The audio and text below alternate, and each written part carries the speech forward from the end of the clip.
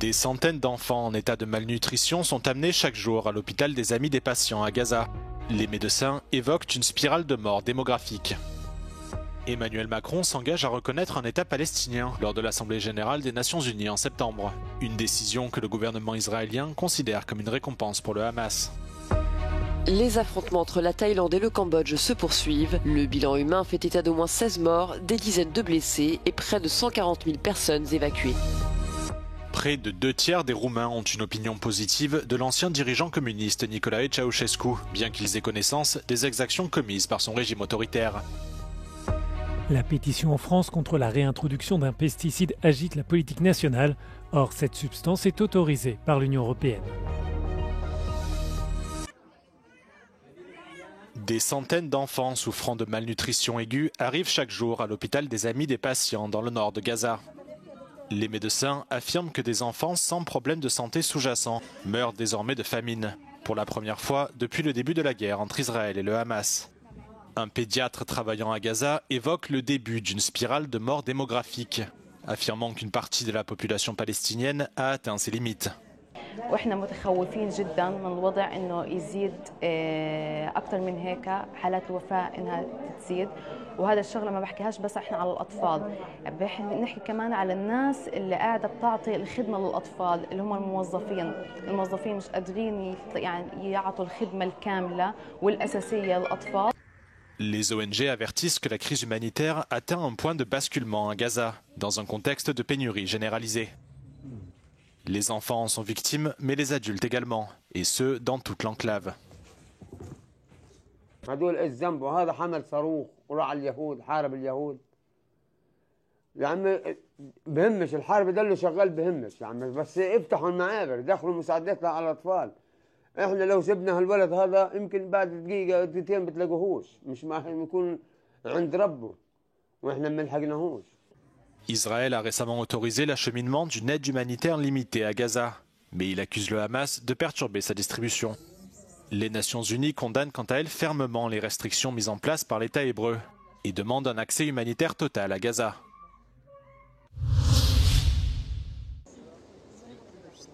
Emmanuel Macron l'avait évoqué en début d'année, c'est désormais confirmé. Le président français s'est engagé jeudi à reconnaître l'État de Palestine lors de l'Assemblée générale des Nations unies qui se tiendra en septembre. Le chef de l'État dit espérer que cela contribuera à apporter la paix dans la région. Cette annonce a été immédiatement fustigée par Israël. Le Premier ministre Benjamin Netanyahou estimant, je cite, que les Palestiniens ne cherchent pas à créer un État aux côtés d'Israël, mais à la place d'Israël. Le chef de la diplomatie israélienne, Gideon Sa'ar, estime par ailleurs qu'un État palestinien signifierait un État du Hamas. Quant au secrétaire d'État américain Marco Rubio, il dénonce un affront aux victimes des attaques du 7 octobre 2023. Il convient de noter qu'Emmanuel Macron a envoyé une lettre au président de l'autorité palestinienne Mahmoud Abbas, dans laquelle il appelle à la démilitarisation du Hamas, à un cessez-le-feu immédiat à Gaza et à la libération de tous les otages détenus par le groupe palestinien. L'Iran a mis en orbite à l'aide d'un lanceur Soyouz un satellite de communication depuis le cosmodrome de Vostochny dans l'extrême est de la Russie ce vendredi.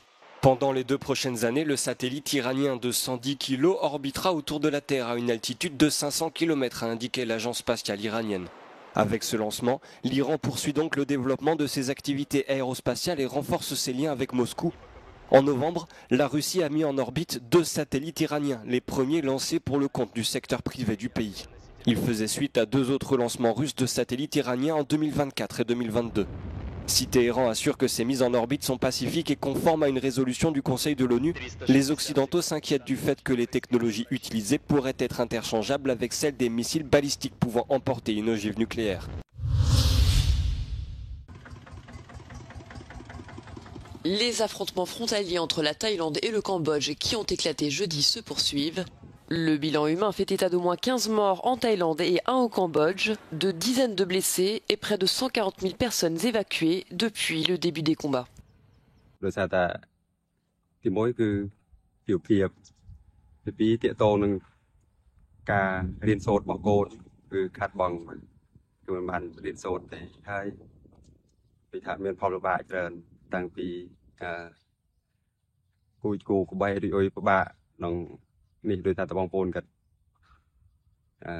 รถต้องให้กรอยเนาะ ตกใจมากคือตอนนั้นเรากำลังซักผ้าอยู่ในบ้านเลยพี่อยู่บ้านหนองธนาเนาะติดปราสาทตะเมือนกำลังซักผ้าดีที่ให้พ่อกับแม่กินข้าวกินยาเสร็จแล้วพอกำลังซักผ้าอยู่ๆก็ตึ้ม Face à la montée des violences qui impliquent des avions de combat, des tanks, des troupes au sol et des tirs d'artillerie, le Premier ministre thaïlandais par intérim a alerté du risque d'une guerre.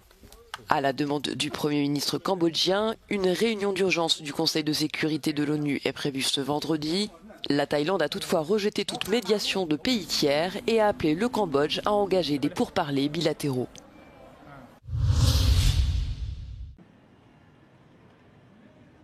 Avec des températures dépassant parfois largement les 40 degrés, la Grèce s'est transformée en une véritable fournaise ces derniers jours. Lundi dernier, au premier jour de la canicule, la municipalité d'Athènes a relevé une température de 68 degrés au sol, tandis que l'air ambiant atteignait 38 degrés à certains endroits. Les autorités appellent la population et en particulier les personnes les plus vulnérables à adopter toutes les mesures nécessaires pour rester au frais et chacun y va de ses astuces pour tenter de se protéger de la chaleur.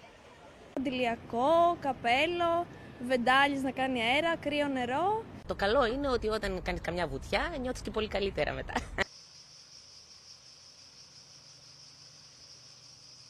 Mais aussi pour celles qui travaillent en extérieur, le ministère du Travail a publié des recommandations spécifiques à leur intention. Είμαστε όλη μέρα κάτω από τον ήλιο, ένα μπουκαλάκι νερό, φρούτα, πλήσιμο, αλλιώς δεν βγαίνει η δουλειά. Αυτές τις μέρες είναι δύσκολα τα πράγματα, οι θερμοκρασίες στα κόκκινα, προσπαθούμε για το καλύτερο.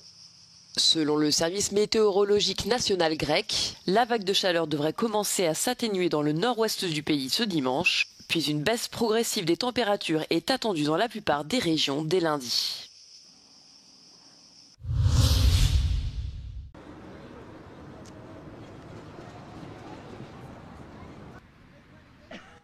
Deux Roumains sur trois pensent que Nicolae Ceausescu était un bon dirigeant pour la Roumanie.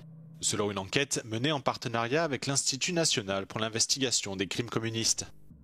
Il s'agit de la plus vaste étude sociologique jamais réalisée sur la nostalgie communiste dans ce pays d'Europe de l'Est. Une majorité des personnes interrogées, dont beaucoup n'ont pas connu le régime de Ceausescu, estiment que la Roumanie de l'époque était plus riche qu'aujourd'hui. Selon les résultats du sondage, plus de 66% des Roumains interrogés pensent que Ceausescu était un bon dirigeant, tandis que seuls 24% ont une opinion totalement négative de l'ancien dirigeant communiste. De nombreux répondants affirment que la Roumanie communiste disposait d'institutions plus efficaces et que l'État prenait mieux soin de ses citoyens. La question de la sécurité revient aussi fréquemment. Bine, siguranță și astăzi nu mai avem siguranța zilei, nici de mâine, nici de acum, niciodată. Țara e vândută. E un subiect foarte delicat. Eu sunt născut în 2003. Au avut și părți bune și părți mai puțin bune, ca toate perioadele istorice. Cred că trebuie să învățăm din fiecare perioadă și să luăm ce e bun și ce e rău de acolo. 48% des Roumains interrogés pensent que la vie était meilleure avant la chute du communisme en 1989, tandis qu'environ 35% estiment qu'elle était pire. Vorbesc de noi ca societate, în ultimii 35 de ani nu am cultivat anticorpi, nu am aflat adevărurile despre fostul regim comunist. Malgré cette perception plutôt positive, environ 81% des personnes interrogées reconnaissent que la liberté était plus restreinte durant le régime de Ceausescu.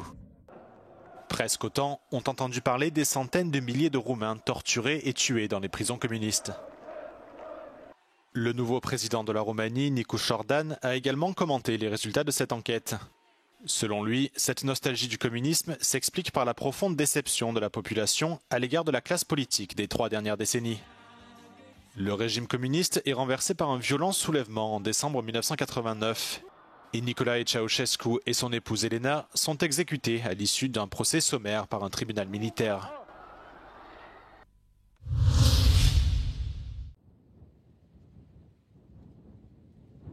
C'est le débat qui agite la société française. Avec plus d'1,5 million de signatures recueillies en 2 semaines, la pétition contre la loi du plomb bouscule le monde politique. Le texte, adopté au début du mois, prévoit, entre autres, la réintroduction d'un pesticide, l'acétamipride. Or, cette substance est autorisée dans l'Union européenne jusqu'en 2033. Pour les eurodéputés écologistes, le message envoyé par Paris à ses partenaires est dangereux. Le problème, c'est que la France aurait très bien pu si elle prenait en considération aujourd'hui les impacts sur la santé publique, aller voir ses homologues des autres États membres en leur disant « harmonisons nos législations, harmonisons nos interdictions, faisons-le dans un sens de l'intérêt général et engageons un travail dans ce sens-là ». C'est pas ce qu'a décidé de faire la France. La France souhaite recourir à cette substance pour protéger ses productions de betteraves, de noisettes, de cerises ou encore de pommes. Les partisans de la loi et le premier syndicat agricole estiment que les producteurs français sont désavantagés par rapport à leurs homologues européens. Au Parlement européen, la droite française approuve le texte et se félicite, à travers lui, de la remise en cause du pacte vert européen. Moi, je suis très fière de participer au détricotage de ce pacte vert, parce que je pense qu'il n'est pas dans la bonne logique. La logique punitive, la logique qui va encore peser sur les agriculteurs, sur leur productivité, leur rentabilité, elle n'est pas la bonne. Il faut choisir la confiance et il faut faire aller de pair, produire et produire bien. Et ce n'est pas incompatible. L'acétamipride, qui appartient à la famille des néonicotinoïdes, est dangereux pour les pollinisateurs, à commencer par les abeilles. Toutefois, le débat en France porte aussi sur la santé humaine, en particulier sur le développement du cerveau du fœtus. L'Autorité européenne de sécurité des aliments fait preuve de prudence sur ce point. L'établissement estimait l'année dernière qu'il existe des incertitudes majeures et que des données supplémentaires sont nécessaires.